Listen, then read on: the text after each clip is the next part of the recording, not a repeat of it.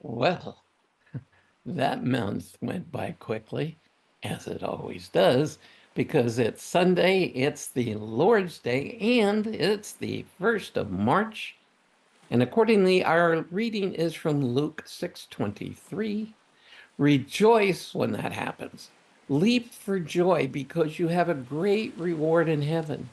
Their ancestors did the same thing to the prophets. Okay, rejoice in what happening? What did they do to the prophets? They killed them. They ignored what they had to say.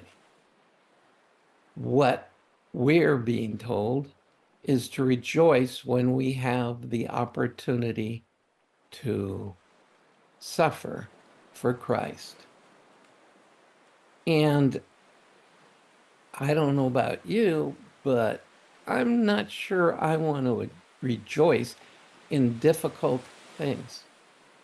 But specifically, the idea here is when we share the gospel, if we're rejected, we're suffering, we lose family members.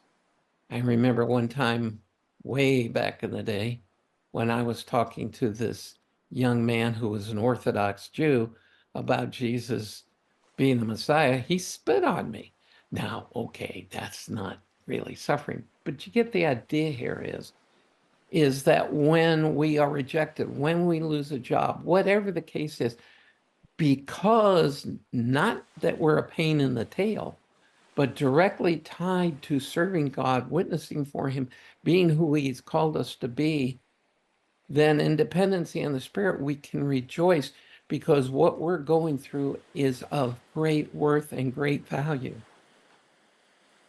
Somebody who's interrupts other people literally in their work, trying to witness to them, loses their job and says, "Oh, I was suffered and I lost my job because I was being who Christ called me to be." No, you were being a lousy employee, to put it bluntly.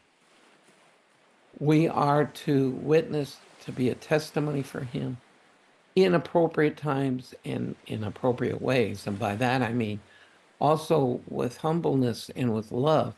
Well, look at the way I was treated because I was giving out the gospel. You're going to hell if you don't. Well, of course, you were rejected, and I wouldn't want to hear you either. Don't rejoice because people treat you the way you deserve to be treated as a pain in the neck. I'm not talking to you personally. I got some specific people in mind. Anyway, but rejoice when we are allowed to go through difficult times directly tied to our obedience to God. For that is a blessing. And I'm not going to go looking for that blessing. The one crown I'm not looking for is the martyr's crown. But we are to be available as He gives us opportunities to serve Him, even when there are consequences we don't like. Let me end with this example. Just remember Christ in the garden. He said, if it's all the same to you, Father, I just as soon skip it, but not my will, but your will, because He came to die for us. He knew that. Did that mean He wanted to experience what He was going to experience? Of course not.